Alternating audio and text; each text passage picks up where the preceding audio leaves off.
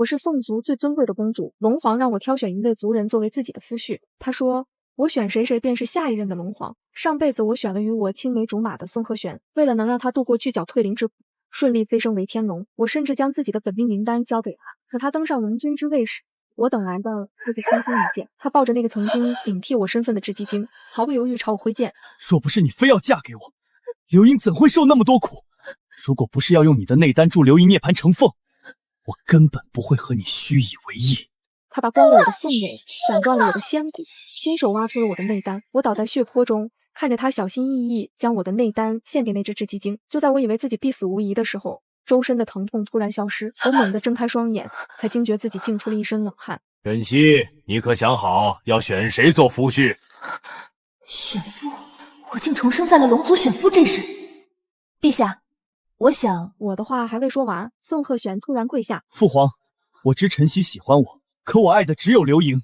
我和刘盈已经在天道的见证下私定终身，若是负他，必遭天谴，永世堕入畜生道，不得解脱。全场愕然，龙皇的脸色立刻变了。谁都知道我代表着整个凤族，只要娶了我，便能成为龙族下一任龙皇。一时间，所有人都蠢蠢欲动起来。可下一秒，宋鹤玄又道：“儿臣知道晨曦离不开我，我愿娶她做平妻，一辈子照顾她。”放肆！阮流营那只雉鸡精算什么东西，也配和凤族公主平起平坐？不过一道誓言，他竟敢勾引你做出这等蠢事，本皇杀了他，这誓言一样可破。听了龙皇的威胁，宋鹤玄的脸上闪过一丝怨恨，他厌恶地看着我。你还愣着做什么？不是怎样都想嫁给我吗？机会都给你了，还不快答应下来？你抢了刘颖那么多东西，若不是他心善不计较，我才不会让你和他共侍一夫。那阮流盈是一只雉鸡精，只因曾被错认过身份，竟也妄想真的飞上枝头做凤凰。我幼年时恰逢神魔大战，凤族遭难，遗失了所有的蛋，他们误将同是婴儿的阮流盈抱回，直到100年后，我们能化为原形。父王和母后才发现认错了人，母后心善，留他继续生活在凤族，让他享受凤族公主才有的待遇。我被找回的第10年，龙皇接我前往龙宫居住，只因龙族血脉式微，祖龙血脉几乎无法产生子嗣，故而所有的新任龙皇都是从旁系中选出。蛟、蛇、鱼、佛，只要度过9天雷劫都能化禄，而与凤族公主结合，不仅能让他们100%度过9死1生的雷劫，还能提高他们的血脉纯度。这些事除了龙皇以外无人知晓，他们只知公主选谁，谁便是下一任龙皇。而宋鹤玄今日这一番话，几乎是直接打了凤族的脸。若是凤族为此与龙族交恶，只怕龙族血脉会越来越难维系。龙皇抬手狠狠打了他一巴掌。晨曦，是这孽子荒唐，只要你能消气，他任由你处置。我仰头看向龙皇，陛下，我已经想好要嫁给谁了。这一下，包括宋鹤玄在内，所有人的目光都落在我身上。我在龙皇的手中慢慢写上那人的名字，又以传音入密的方式说了自己的打算。龙皇微怔，随后点头。既然你执意如此，罢了，我会替你们准备好成亲事宜。他的目光落在宋鹤玄身上。这几日你好好闭门思过，成亲之前莫要再闹出笑话。宋鹤玄向来冷若冰霜的脸，难得露出一丝得意，那眼神似乎在说，就知道我会同意一般。我不理会他的目光，只将目光落在角落，那里站着一个剑眉星目的少年，头顶细小的娇角，黝黑稚嫩。龙皇赶走了所有的皇子，留我独说了几句。等我从宫殿离开时，却发现宋鹤玄竟然没有先行离开，他的身旁还站着阮流盈。见我出来，宋鹤玄立刻牵着阮流盈上前。多谢姐姐成全我和鹤玄，若是我爹娘在天有灵，心中定也是欢喜的。你何必谢他的成全？我想娶的只有你，该是他谢你大度。若你不同意，我定不会娶她做平妻。他对阮流盈说话时温柔款款，可一对上我便冷漠无比。刘盈的父母皆因你而死，如今他如此大度，你何不送他些法宝神器作为补偿？阮流盈的父母乃是一对雉鸡精，捡到我后待我如己出，可惜这对善良的夫妻却在外出时遭遇凶兽死亡，我也因此引发凤凰神火，最终被凤族找到。前世我因此事对阮流盈处处忍让迁就，直到临死前才从他口中得知，原来上辈子那凶兽竟是他引过来。他为了除掉我，竟不惜杀害自己的亲生父母。我冷眼看着他们，一言不发。阮流盈见此，轻轻扯了扯宋鹤玄的衣角。宋鹤玄似想起什么一般说道：晨曦，我有事要和你说。我不屑地瞥了他一眼，问：何事？今日父皇的话你也听到了，刘盈他法力低微，成亲后难免会遭人欺负。你平日送了他那么多法器，还能有人敢欺负他？从前我喜欢他，每每送他上好的法器，第二日总会出现在阮流莹那里。他似也想起此事，可他的眼中却没有一丝心虚。法器怎可和自身法力相比？宋鹤玄毫不犹豫说出了自己的要求。我想借你的内丹一用。那一瞬间，我只觉得脑中嗡的一响，上辈子被生剖内丹的痛楚刻骨铭心，我心中的恨意几乎要将理智淹没。那一刻，我几乎要出手将这两人全部斩杀，可最后一刻，我强压了，死不过是最简单的解脱。你可知内丹离体意味着什么？失去内丹，我会法力尽失，还可能有生命危险。我们是夫妻，你还斤斤计较这些做什么？你若将内丹交给刘莹，我保证你无事；若你拒绝，他未尽之话，我立刻明白，上辈子他不正是毫不犹豫为了阮流莹生剖我内丹吗？我冷冷地盯着他，一时间气氛微拧，强大的威压下，阮流莹的脸色越来越白，就连宋鹤玄的脸上也逐渐难看起来。就在这时，一道低沉的声音道：“晨曦殿下，父皇让我来找你。”我偏头去看，来人正是我在殿上看见的黑蛟少年。他现在虽未化龙，却能面不改色的站在我的威压之下。我收了威压，冲他一笑：“那我们走吧。”慢着！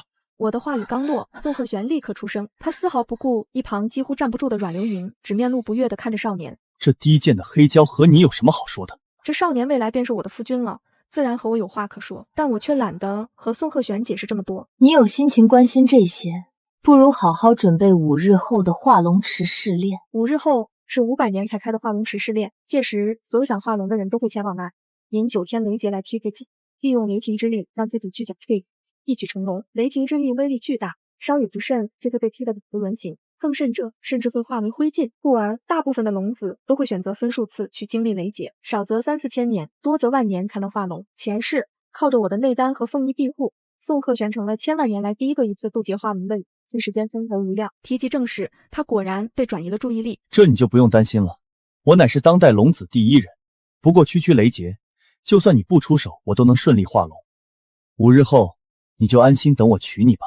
我沉默不语，余光果然见站在一旁的阮流莹眼中划过一丝嫉妒。语毕，他们相携离开。我目送他们的背影，看向一旁的黑蛟少年，漫不经心地开口问道：“陆星辞，龙皇都同你说了？”闻言，他抬头看我，眼中有一种别样的偏执。他恭恭敬敬地跪下朝我一拜：“殿下请放心，我陆星辞在此向天道立誓，若是日后有负殿下，定让我死无葬身之地。”天空上余光涌动，随后消失无踪。他竟动用元神，立刻誓言。我心中微动，将代表凤族夫婿的玉珏系在他的腰上。我信你。我回了龙皇为我修建的宫殿中，还未进门，事后我的小雀仙便朝我跑来。殿下，他们要砍掉您种的梧桐树。我猛地抬头，连忙赶去主院，才发现那株我花了2年心血种下的梧桐树已被宋鹤玄系根砍断。这棵树是我离开凤族时母后赠我的，她说梧桐是凤凰的归乡，无论我在哪，只要见到这棵梧桐树，便到了家。刚种下时不过一点嫩绿，我日日照顾，终存贫如盖，可100年的心血费给，也不过是短短而顺。你凭什么砍我的梧桐树？不过一棵破树，砍了就是砍了。刘莹她喜欢凤凰花，从今以后你这里都只许种凤凰花。这是我的宫殿，我想种什么就种什么，莫不是你还不能给他一方安身之所？宋鹤玄的脸上闪过一丝难堪，他只是众多龙族备选人之一，未成太子前，所有的龙子都住在同一个大宫殿中。你的东西不就是我的？我不过是提前安排一下，若是惹恼了我随时可以不娶你。说完，宋鹤玄却没有从我脸上找到一丝慌乱，他才软语哄道：“我这也是为了你好，你乖乖听话，我便先宠幸你，让你诞下龙族的嫡子。”宋鹤玄，少给自己脸上贴金，我的夫婿一辈子都不可能是你。他自然不信，只当我说的都是气话。不嫁给我还能嫁给谁？那日龙皇可是亲口说为我们准备婚事。我看着他自信满满的模样，心中冷笑。5日后，所有人齐聚化龙池。令我意外的是，这一次阮流莹竟也跟了过来。一时间，所有人的目光都落在他们身上。宋鹤玄远远见我，立刻上前道：“晨曦，这一次就拜托你了。”说着说着，他的眸光竟温和下来。如今刘莹也伴我左右，以后我也会顾着你。我沉默不语，他也不在乎，只是那骄傲自信的眼神时不时扫过其他惴惴不安的皇子。突然，宋鹤玄的目光猛地一凝，随后他大步朝着陆星辞走去，那脸上竟是前所未有的怒意。象征凤族皇夫的玉阶怎么会在你这里？宋鹤玄的目光死死盯着陆星辞，似要将他撕碎一般。陆星辞丝毫不惧，只冷冷回望。宋鹤玄立刻被对方的态度激怒，他正想发作，阮流莹上前一把抱住对方的胳膊。鹤玄，那玉珏怎么可能是真的？定是一块相思舞罢了。马上就要开始历练了，这种货色还不知道能不能扛得住一道雷。我们不和他一般见识。闻言，宋鹤玄的脸色好转了几分，轻轻握住了他的手。我只冷眼看着他们，心里觉得一阵好笑。片刻后，龙皇降临，开了化龙池，让这些族人一个个前去试炼。那些人大多只能扛住一道雷劫，最好的也不过是3道。龙皇见状，眼中闪过一丝失望。直到轮到宋鹤玄，他自信满满的上前，阮流莹竟也跟在旁边。所有人面面相觑，那化龙池何等厉害，似阮流莹这样的小妖，只要一个照面，就会瞬间被劈成飞灰。别怕，你还不放心我的实力吗？再说了，还有沈晨曦，有他在，定不会眼睁睁看着我失败。阮流莹闻言，眼眸一暗，竟抬手吐出自己的内丹。那枚内丹不大，内丹离体后，他的脸色立刻暗淡下去，就连鬓边都出现了一片斑白的华发。刘姨，你这是做什么？我们说好的，你只用在一旁陪着我就好。内丹离体会影响你以后的修行。鹤玄，我知自己法力低微，不似凤族公主，可我总想为你做些什么，就让这枚内丹助你渡劫吧。宋鹤玄的眼中满是感动，其他的族人见了面面相觑。那小至今的内丹有什么用？连1秒钟都撑不到就被劈没了。看来是真的爱他。这宋鹤玄到底有什么魅力，这么招人喜欢？他倒是不怕死，若是宋鹤玄扛不住这雷劫，第一个碎的就是他的内丹。没了内丹，法力全失，只能等死。还不是觉得晨曦公主会全力助他？凤族有涅槃的秘法，可以帮他扛下这雷劫。也不知这男人哪点好，公主殿下竟对他如此死心塌地。众人议论纷纷，眼中都带着一丝艳羡。我只冷漠地看着，前世并没有这一出戏，如此我倒更加好奇后面的事。宋鹤玄满脸兴奋地站在化龙池中间，金色的神水缓缓流动，他经一口气点燃了9道9天玄雷，化龙池的天空顿时黑沉下去，云间紫金色雷光涌动，所有人都目瞪口呆看着这一幕。他疯了不成？竟一次引来了9道雷劫，古往今来从没有一人能一口气全部接下。如此雷劫，就算是凤族公主在旁相助，只怕她也要落个重伤，内力俱损。不仅是周围的人，就连阮流莹都目瞪口呆地看着。显然他没有想到宋鹤玄会如此疯狂，竟妄图一口气全部接下。是啊，上辈子他不就是对我如此不管不顾吗？这一次我倒要看看他凭什么来接着雷劫。轰隆一声巨响，眼见雷霆已经浓聚完毕，即将落下。宋鹤玄看向我，眼中满是兴奋。晨曦，你还在等什么？快来助我渡劫！可我只是冷冷地站在一旁看着，他以为我没有听清，忍不住朝我的方向走了一步。沈晨曦，你还想不想嫁给我了？你不正是为了助我化龙才留在此地吗？为何还不动手？见我始终冷冰冰地站在原地不动，他那张向来或淡漠或得意的脸上终于有了一丝惶恐。晨曦，都这个时候了，你别开玩笑了，这9道雷劫劈下来，我真的会死。你忍心让我死吗？我想起前世嫁给他后，他总是对我冷眼相对，那时我以为他天生性格如此，可直到我偷偷撞见他和阮流莹私会，那时他的眼中满是柔情，他心疼地揉了揉阮流莹微红的手。凤族当真过分，你顶替沈晨曦的身份并非故意，他们怎可如此冷落你？我无言地看着，心中不忿，只觉得一股寒意从心底蔓延开来。明明是阮流莹觊觎凤族秘宝，利用自己的身份想要夺走凤族的万年宝丹，却被发现才落得如此地步。若不是他痛哭流涕，求我父皇和母后放过他，只怕他已被神火烧成灰烬。这事明明宋鹤玄知道，明明当时他还蹙眉评价了一句贪得无厌，如今他却句句指责。我本想冲出去和他理论，却不想竟觉得腹痛难耐，剧痛自腹中传来，似有烈火在我腹中燃烧，撕裂我的5脏6腑。我疼得满地打滚，几近崩溃之时，一双月白色的胶皮战靴走到我面前。我抬头去看，只见宋鹤玄手持长剑冷眼看着，下一秒血液飞溅，剧痛中我失去了自己的内丹。一想到这里，我几乎忍不住将它碎尸万段。天上的雷霆凝固而成，像是终于察觉我的异常。宋鹤玄瞬间慌了，晨曦，你……下一秒他话音未落，第1道雷霆势如破竹狠狠劈下来。啊！紫金色的雷霆携带着巨大的威力，狠狠劈在宋鹤玄的身上。这雷霆被他一次性引了9道，层层相叠，每一道雷都比常人的厉害数倍。宋鹤玄本就处于6神无主的状态，竟忘了提升法力去抵抗。只见他惨叫一声，一口嫣红的鲜血吐了出来。不！阮流莹面露惊恐，不过转瞬之间，他那颗小小的内丹瞬间应声而碎，灵气瞬间从阮流莹体内流走，他的脸色整个苍白下去，血液顺着嘴角滑落。更恐怖的是，原本娇俏年轻的面容竟慢慢干瘪下去，脸上的皱纹也越来越多。无数龙族族人将目光落在他的脸上，那眼神中满是嘲讽、嫌弃和鄙夷。阮流莹死死捂住自己的脸，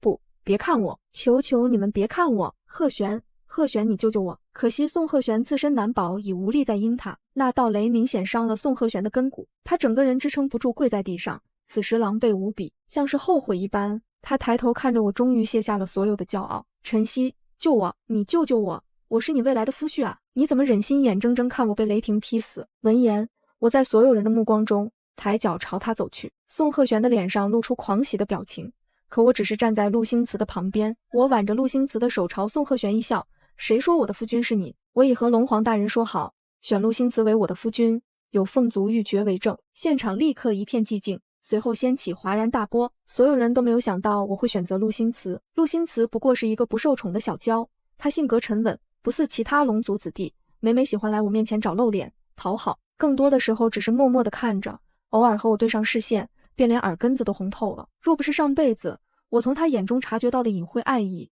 他奋不顾身拼死替我收敛尸骨，我也不敢相信这少年竟喜欢我。爱慕我的人很多，但他们大都只是因为我是凤族公主，娶了我就能拿到龙族大权。只有陆星驰不一样。思及至此，我的目光再次落在宋鹤玄的身上。上辈子宋鹤玄只敢引来3道天雷，3道落下来，他已遍体鳞伤。可他不甘心，虽娶了我就能做龙皇，可他要的不是那点裙带关系，他想要证明自己的实力。于是他暗中给我传音，求我助他。我偷偷运转涅槃大法，又暗中用自己的内丹护着他。这一战让我的内丹受损，足足养了200年才好，但我也因此落下暗疾。后来他成为第一个一次性度过9道天雷的龙皇，被万人敬拜。不管是谁提起他，总说他是那万中无一的龙皇。可他这辈子太贪心了，有了前世的经验，他竟不管不顾，一次性招来了9道雷。他哪里在乎我会不会受伤，会不会留下暗疾？宋鹤玄从始至今在乎的就只有自己罢了。可惜了，我的目光落在隐隐滚过的雷霆上，只怕这一辈子宋鹤玄连第2道雷都接不下去。我的想法刚落，只见一道粗壮的紫金雷霆瞬间劈下，不！宋鹤玄顿时露出惊恐的神色，可已经迟了。那雷霆轰然而落，雷霆重重劈在化龙池中。我垂眸去看，只见金色的水中也有电光闪过。所有人的目光都落在烟雾缭绕的化龙池中。半晌，龙皇叹了一口气，随后抬手散去了天上还在咆哮的雷霆。我的目光落在池中，只见宋鹤玄浑身是血的倒在池中，整个人已经失去了意识。他毕竟也算是龙族俊杰。龙皇朝着众人解释道。语毕，他抬手将一道灵力打入宋鹤玄的体内。宋鹤玄悠悠转醒，被人从化龙池中狼狈地拉了起来。从前这些侍从知我心悦他，对他很是尊重，可如今他失势重伤，那些侍从自然随意得多，眼中甚至有几分轻蔑。宋鹤玄有人来救，可阮流莹就没有那么好运。他将自己的内丹交给宋鹤玄后，本就需要，如今内丹已碎，整个人瞬间苍老下去。阮流莹瞬间老泪纵横，他想开口，可在这闹哄哄的情况下，竟无人听他说话。这一次宋鹤玄倒是学聪明了，他没有再开口向我所求什么，只是怔愣地看着我。龙皇的目光落在我身上，我漫不经心朝他点头，让龙皇救下宋鹤玄的正是我。这个细小的动作立刻被宋鹤玄捕捉到，他双眸一亮，竟踉跄着朝我走过来，扑通一声直直跪下。晨曦，我错了。这一刻，他的脸上满是后悔。晨曦，你原谅我吧，我只要你，我以后定会全心全意的对你，再也不敢有其他的肖想。我紧紧盯着他的双眼，看他屏住呼吸，忐忑不安地看着我，心中只觉得无比快意。我抬脚将他踢开，宋鹤玄立刻露出错愕的神情。我弯腰凑到他耳边，距离近到我似能闻到他身上恐惧的味道。我一字一句地问：宋鹤玄，上一世你亲手剖出我内丹的时候，有想过今天吗？他瞳孔猛地一缩，整个人一软跪在地上，不可置信地看着我。原来早在选夫大典，我便意识到宋鹤玄竟然也重生了。我再也不看他，只牵着陆星驰往化龙池走去吧，我陪着你。可不知为何，他却站在原地一动不动。怎么啦？所有人的目光都落在我们身上，就连龙皇也疑惑地看着他。宋鹤玄的眼中立刻满是恶意，他不愿意。沈晨曦，真以为人人都爱你吗？陆星驰的眼神温柔，眼中似有藏有无穷的爱意。殿下，我想自己试试。我一怔，他轻轻捏了捏我的手。这雷劫非同小可，我知殿下法力高强，可您是凤凰，若是因为雷劫受伤，无法自行化解雷电的威力，我不希望你为此根基受损。我对上他认真的双眸，内心一颤。还不等我捋清自己的思路，陆星驰便松开了我的手。那金色的池水随着他的步伐晃动，陆星驰盘腿坐在池中，身上的薄衫被浸染湿透，薄薄的肌肉清晰可见。雷霆开始慢慢聚集，一旁的人仰目看着，随后露出失落的表情。怎么才1道雷？下一秒，那雷如惊鸿游龙，狠狠落下，砸在化龙池中，所有人都镇住了。这第1道雷霆竟比其他人的第2、3道雷霆更恐怖，这也证明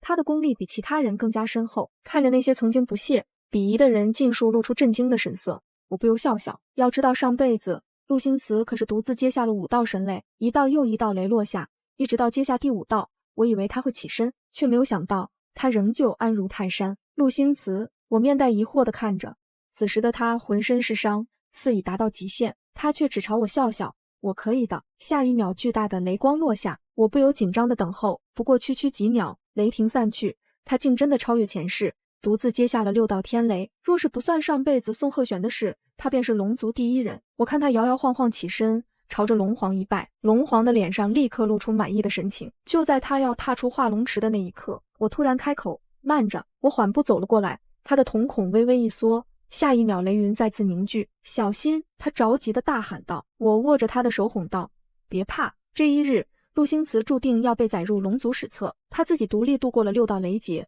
又在我的帮助下度过了余下3道，一举成为真龙。这一次因我只替他扛下3道，故而对我没有一点损伤。我含笑看着巨大的墨色真龙在空中盘旋，心中竟觉无比暖心。陆星驰成了龙族新的龙皇，龙皇为此赐下不少法宝，而我们的婚礼也定在3日之后。这日我本在品茗，却听外面传来喧闹声。小雀先出门去看，回来时一副愤愤不平的模样。殿下，是宋鹤玄来找你，他还将阮流莹也带来了。这人怎么好意思来找你啊？之前您喜欢他时，他百般利用你，明知道那阮流莹恨您，他还要喜欢对方。我只笑笑，男人的喜欢不一定是真的喜欢。我比他强势，他处处觉得自己在依附我，时间久了难免有些扭曲。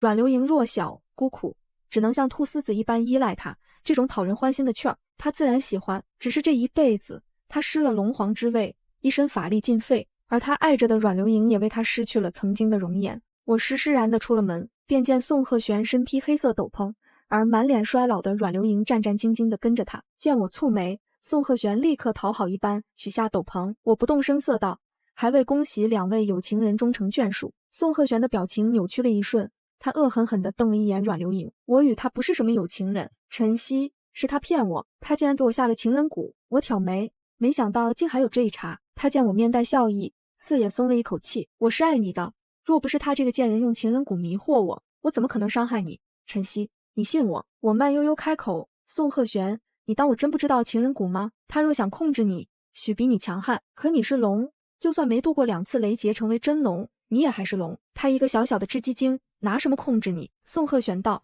是他法力是比我弱，可他却偷偷剪了你的头发，用你的发丝将我对你的情感引到了他身上。宋鹤玄急切地解释着，似要将所有的责任尽数推到阮流莹身上。他以为我还对他有情，以为只要哄哄我就能上钩，可他想错了。这一次我只抬手狠狠抽了他一巴掌，宋鹤玄的左脸立刻被打偏过去，他不敢置信地看着我。我冷笑，是又如何？那些伤害我的事，你以为可以一笔勾销吗？宋鹤玄，我不妨告诉你，事到如今，你是被动也好，主动也好，都与我无关。你这辈子只能和阮流莹绑死，永远活在水沟里。他浑身一颤，伸手想要向我抓来，我正准备后退，却有一道强大的威压将他死死按住。陆星驰沉着脸走了过来，在真龙的威压下，宋鹤玄被压得弯了脊梁，随后一点点地跪在地上，整个人狼狈不已。陆星驰冷脸道，滚！他们被尽数丢了出去。陆星驰这才收了威压，他小心翼翼地牵着我的手问，无事吧？我点头，冲他微微一笑。往日每到这个时候，他便会过来看我。他小心瞥了一眼我的脸色，突然道，我有个东西要送你。我带着几分好奇和他一起往外走，才行数10步，却不由瞪大双眼。不远处竟有一棵2人高的梧桐木，那梧桐绿叶葱葱，很是茂盛。陆星驰道，我特意去了凤族求来这梧桐，可惜现在只能让它长到2人高。晨曦，你再等我。未尽之语被我的吻尽数吞下，陆星驰的瞳孔一缩，整个人僵在原地。半晌，他才回过神来，紧紧搂着我。在那棵还未长成的梧桐树下，我们交换了第一个吻。我很喜欢，谢谢。我的心中暖暖的。他知这棵梧桐树对我意味着什么，所以很是珍惜。后来，其他的龙子按照龙皇的规定去往他们需要庇护的江河湖海，就连宋鹤玄也不例外。只可惜因为雷劫之事，他法力大失，最后只分了一个小小的沟渠。阮流莹自然不愿，竟动了歪心思，想要谋害他。夺取他的龙珠。无人知道法力全失的阮流莹如何做到，只知宋鹤玄被发现时已死去多时，那枚龙珠也碎了。为了避免恐慌，附近的龙子将他的尸身焚烧殆尽。至于阮流莹，他死在不远处的水沟，尸体化为圆形，已开始发臭。得知这个消息时，我轻轻一笑。宋鹤玄啊，宋鹤玄，他始终不知道女人的可怕。我想起他送阮流莹的那些法宝，其中就有一条缚龙锁。那日他们离开，我拿回了其他的法宝，独独漏了这一件。想到这里，我微微一笑。大婚那日，9天之上祥云铺卷，龙凤交鸣之声响彻四海，龙族与凤族的仙寮齐聚龙宫，漫天凤凰花与龙鳞碎光交织，成了3界万年难遇的盛景。我身着赤金绣凤的霞帔，头漆9凤衔珠冠，长长的裙摆拖过铺满灵玉的垫阶，每一步都踏在陆星祠稳稳的护持里。他一身玄黑龙纹地袍，身姿挺拔如苍松，自始至终紧紧牵着我的手，掌心的温度滚烫，将我前世所有的寒凉都一一驱散。礼官唱诺完毕，四海仙神齐拜心后，我站在陆星祠身侧，看着他眼底独属于我的温柔，忽然觉得前世所有的苦难与惨死，都只是为了换今生这一场双向奔赴的圆满。入夜，宾客散尽，偌大的龙寝殿只剩我们2人。陆星祠笨拙又小心地替我卸下沉重的凤冠，指尖拂过我鬓边的碎发，耳尖泛红，连声音都带着几分紧张。晨曦，从今往后，我是龙皇，你是龙后，这四海八荒，我都陪你走遍，这龙宫上下，皆以你为尊。我望着他澄澈又赤诚的眼眸，忍不住踮脚吻上他的唇角。他身子一僵，随即伸手轻轻揽住我的腰，将我拥入怀中，力道温柔的生怕碰碎了我。我知道你前世受了太多苦。他埋手在我颈间，声音低沉又心疼。往后我不会让你再掉一滴泪，不会让你再受半分委屈。如今的九霄龙宫早已被陆星祠细细改造成了我最熟悉、最安心的模样。前世被宋鹤玄狠心砍断的那株梧桐，他不仅亲自远赴凤族，向我父王诚心求来最灵秀的幼苗，更不惜耗损自身珍贵的本源龙气，不分昼夜以灵力细心温养。不过短短半年，那株脆弱的小苗便拔地而起，长成参天大树，枝繁叶茂，华盖如伞，几乎遮天蔽日，仿佛从前的劫难从未发生。他还在龙宫大殿四周亲手种下绵延数里的梧桐林，一眼望不到尽头。风拂过林间，万千叶片簌簌轻响，与我凤族故土的声音一模一样，听得人鼻尖发酸。他从身后轻轻拥住我，下颌抵在我发顶，声音温柔的能化开水雾，一字一句郑重无比。凤凰非梧桐不栖，我要为你种满整个龙宫的梧桐，让你永远有枝可依，永远有处可归。小雀仙每日都笑着说，殿下，龙皇陛下把整个龙宫都变成了凤族的模样，3界之内再也没有比您更受宠的皇后了。陆星慈身为龙皇，每日要处理四海龙族的事务，繁杂琐碎，可他从不会让我独守空殿。晨起他会先去大殿处理紧急公务，再亲自回来陪我用早膳。我喜食人间的桂花糕、莲子羹，他便派仙官常驻人间，每日采买集市上最新鲜的食材，让仙厨严格按照我的口味烹制，做到甜度、火候分毫不差。我夜里偶尔会被前世的噩梦惊醒，梦见宋鹤玄的穿心一剑，梦见内丹被生剖的剧痛，每次惊醒都浑身冷汗。陆星慈总会第一时间将我搂进怀里，用温热的龙气安抚我，轻轻拍着我的背，低声哼着凤族的童谣，哄我重新入睡。一夜无眠也毫无怨言。他从不会主动提前世的伤痛，却会默默把所有能勾起我不好回忆的东西尽数清理。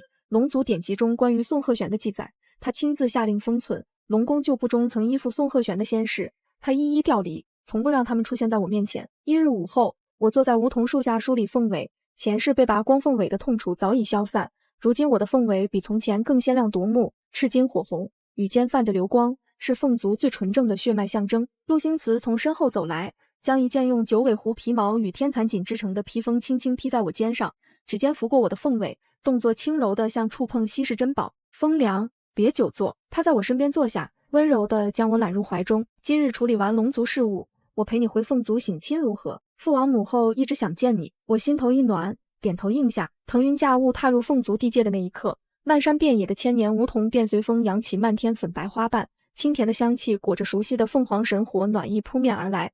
九霄天宫的威仪和肃穆尽数褪去，只剩归乡的安稳与松弛。溥仪在梧桐宫门前落定，便看见父王与母后早已携凤族亲眷在此等候。母后望见我与陆星慈并肩而来的身影，眼眶瞬间泛红，快步上前紧紧攥住我的手，指尖带着难以掩饰的轻颤，上上下下将我打量了许久，语气里裹着化不开的心疼与愧疚。希儿，你终于苦尽甘来了。从前是我们眼拙，没看清宋鹤玄的真面目，让你独自受了那么多剜心的委屈，是爹娘对不住你。我反手回握住母后微凉的手，笑着替她拭去眼角滑落的失意，抬眼望向身侧始终温柔护着我的陆星辞，眼底满是安稳的笑意。娘，都过去了，有星辞在，我往后再也不会受半分委屈了。步入梧桐大殿，殿内千年不息的凤凰神火暖光融融，凤族诸位长辈早已端坐等候。陆星辞敛了龙族龙皇的至尊威仪，毕恭毕敬对着诸位长辈躬身行礼，字字恳切立下誓言，承诺此生唯我沈晨曦一人，以龙族龙皇之尊护我一世安稳周全，绝不让我再受半分风雨侵袭。一番话说得情真意切，殿内众人无不面露欣慰笑意。父王走上前，郑重地握住陆星辞的手，重重地拍了拍他的手背，长叹了一声，眼中满是释然与放心。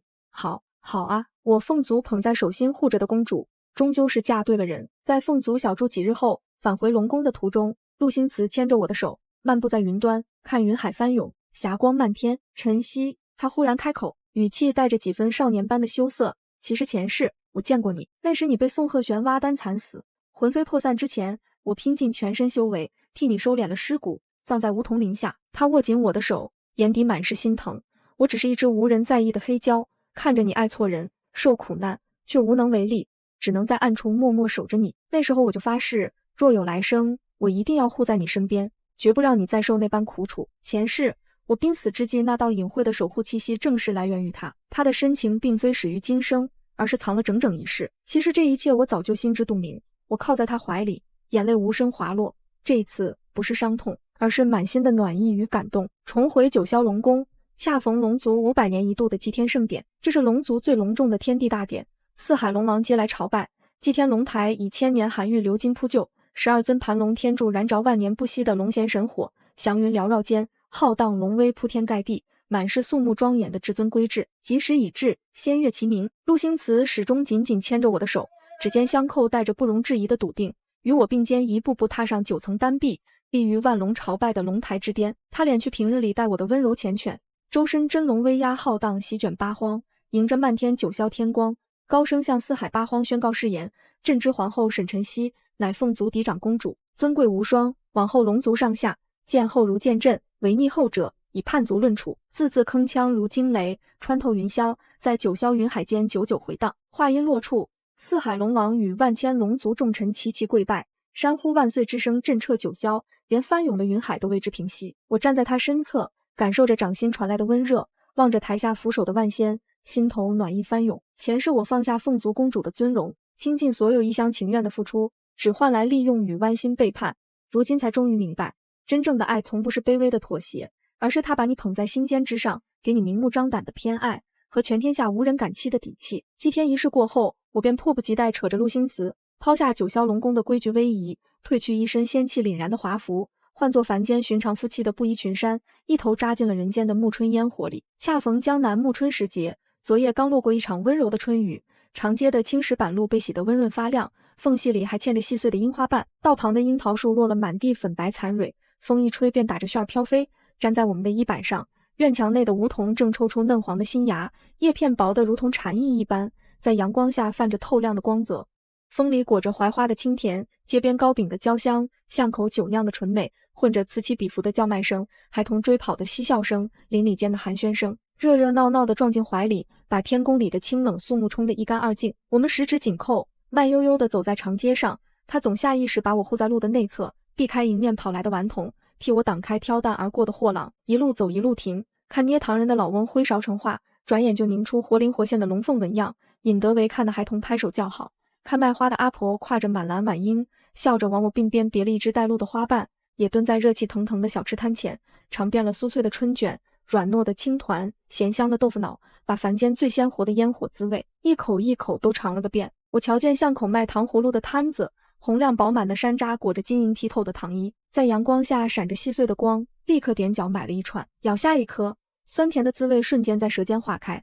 我忙转头把糖葫芦递到陆星辞嘴边，他眉眼弯弯，平日里敛着龙威的眼眸，此刻盛满了化不开的宠溺，低头张口吃下，温热的指尖还不忘轻轻擦去我嘴角沾着的糖屑，低声笑着说：“很甜。”沿街逛到一间人声鼎沸的茶馆，刚走到门口，就听见里头醒目啪的一声脆响，说书先生正扬着嗓子讲着龙族的陈年旧事。话说昔日龙族皇子宋鹤玄放着金尊玉贵的凤族公主不娶，痴心错付一只雉鸡精，弃了唾手可得的龙皇之位，渡劫时落得个法力尽废的下场，最后反被那雉鸡精谋害，落得尸骨无存的结局，当真是自作自受。台下茶客顿时唏嘘一片，骂声叹声此起彼伏，有人笑他糊涂，有人叹他眼盲，还有人议论着凤族公主的好福气，寻得了真正的良人。我站在人群外听着，心中毫无波澜。前世那些剜心剖丹的蚀骨恨意，断骨拔羽的锥心之痛，早已随着宋鹤玄的惨死烟消云散。